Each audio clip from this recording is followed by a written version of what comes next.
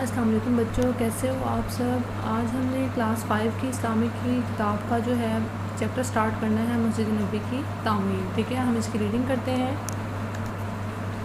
ہمارے پیارے نبی حضرت محمد صلی اللہ علیہ وسلم اور صحابہ اکرام رضی اللہ تعالیٰ عنہ جب قریش کے مظالم سے تنگ آ گئے تو اللہ تعالیٰ کے حکم کے مطابق آپ صلی اللہ علیہ وسلم نے بھی اپنے اصحاب کے بعد مکہ سے مدینہ کی طرف ہجرت فرمائی. آپ صلی اللہ علیہ وسلم سے پہلے بہت سے مسلمان مدینہ ہجرت کر چکے تھے. مدینہ کے مسلمانوں نے مکہ سے آنے والوں کو خوش آمدید کہا تھا اور انہیں مدینہ میں بسایا تھا. جب نبی کریم صلی اللہ علیہ وسلم حضرت بکر صدیق رضی اللہ تعالیٰ عنہ کے ساتھ مدینہ پہنچے تو ہر انصاری کی خواہش تھی کہ آپ صلی اللہ علیہ وسلم اس کے گھر ٹھہریں، لیکن نبی کریم حضرت محمد صلی اللہ علیہ وسلم نے فرمایا کہ اونٹنی جس جگہ جا کر بیٹھے گی اس جگہ میرا قیام ہوگا. اونٹنی حضرت ابو ایوب انصاری کے گھر کے سامنے جا کر بیٹھ گئی اور نبی کریم نے حضرت ابو ایوب انصاری کے گھر میں قیام کیا.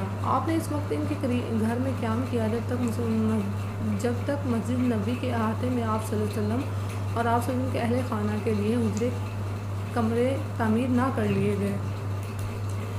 نیکسٹ پیج پہ آتے ہیں. حضرت ابو ایوب انصاری کے گھر کے سامنے زمین کا ایک خالی قطعہ موجود تھا جسے بعد میں آپ صلی اللہ علیہ وسلم نے مسجد نبی کی تعمیر کے لیے پسند فرمایا.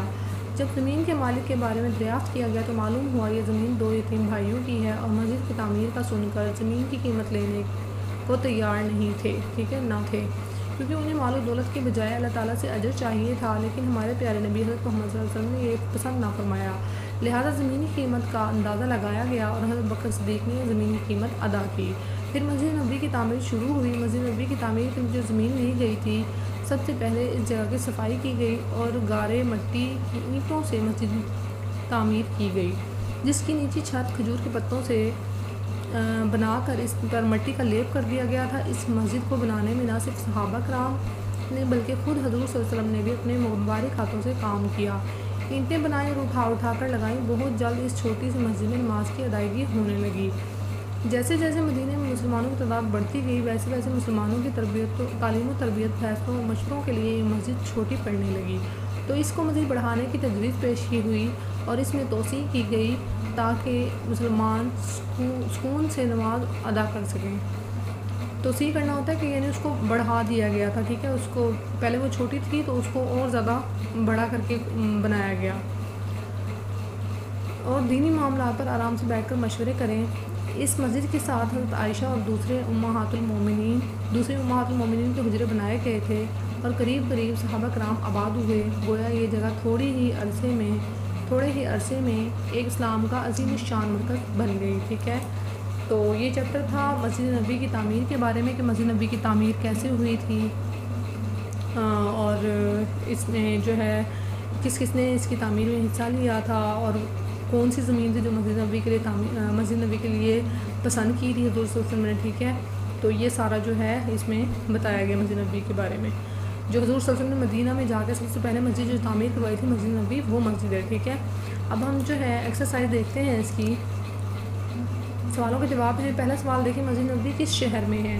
تو اس کا آنسر آپ کو ملے گا PG 43 یعنی صفحہ نمبر 43 پہ. ویسے مسجد نبی جو ہے میں نے آپ کو ابھی بھی بتایا کہ مسجد نبی جو ہے مدینہ میں ہے. ٹھیک ہے، حضور صلی اللہ علیہ وسلم نے جو مدینہ جا کر سب سے پہلے مسجد جو تعمیر کروائی تھی وہ تھی مسجد نبوی. ٹھیک ہے، اس کے بعد ہے دوسرا کوشچن، یہ عظیم مسجد کب تعمیر کی گئی؟ تو اس کا آنسر بھی آپ کو PG 43 پہ ملے گا یعنی صفحہ نمبر 43 پہ. ٹھیک ہے، اس کے بعد تھرڈ کوشچن ہے، مدینہ پہنچ کر حضور صلی اللہ علیہ وسلم نے کس کے گھر کا قیام کیا تھا؟ تو ویسے اس کا آنسر آپ اگر دیکھنا چاہو تو صفحہ نمبر 44 یعنی 44 پہ ہے.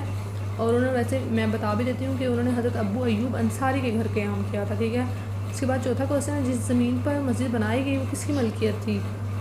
تو وہ بھی 2 یتیم بھائیوں کی تھی. اور ویسے اگر آپ خود بھی اس کا آنسر دیکھو گے تو وہ PG 44 پہ یعنی صفحہ نمبر 44 پہ. ٹھیک ہے، اس کے بعد پانچواں کوشچن ہے، اپنے الفاظ میں لکھیے کہ زمین کی قیمت کا معاملہ کس طرح حل کیا گیا؟ تو یہ آپ لوگ یہ چیپٹر ریڈنگ ہم کر بھی چکے ہیں اور آپ دوبارہ سے اس کی ریڈنگ کر لو گے اور پھر اس کا جو ہے زمین کی قیمت کا معاملہ کس طرح حل کیا گیا تھا وہ آپ اپنے الفاظ میں لکھو گے. ٹھیک ہے، نیچے ہے دیکھیں ایک کوشچن دیا ہوا ہے کہ اگر ہمیں اللہ سے جزا چاہیے تو ہم کیا کریں؟ درج ذیل سزا اور جزا والے کاموں کی شناخت کریں. ٹھیک ہے، اب یہ 2 انہوں نے بتایا میں جیسے ہے چوری کرنا. تو اللہ تعالیٰ چوری کرنے سے ہمیں سزا دیں گے، ٹھیک ہے، اس کے سامنے سزا لکھا ہوا ہے، نماز پڑھنا تو اس سے ہمیں جزا یعنی ثواب ملے گا، ٹھیک ہے۔ تو ایسے ہی کاموں کے آگے آپ نے سزا اور جزا لکھنا ہے، جیسے جھوٹ بولنا ہے تو اب وہ برا کام ہے تو آپ اس کے آگے سزا لکھو گے کیونکہ اسے سزا ملے گی۔ گالی دینا ہے، یہ بھی برا کام ہے، اس سے بھی سزا ملے گی۔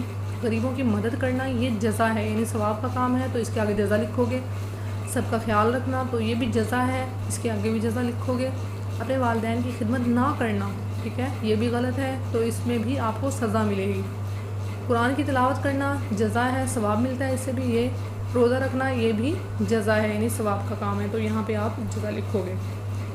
تو یہ تھا ہمارا آج کا چیپٹر اور یہ ہو گیا یہاں پہ کمپلیٹ۔ اس کو اچھے سے پری کیجیے گا، اپنا خیال رکھیے گا۔ اللہ حافظ۔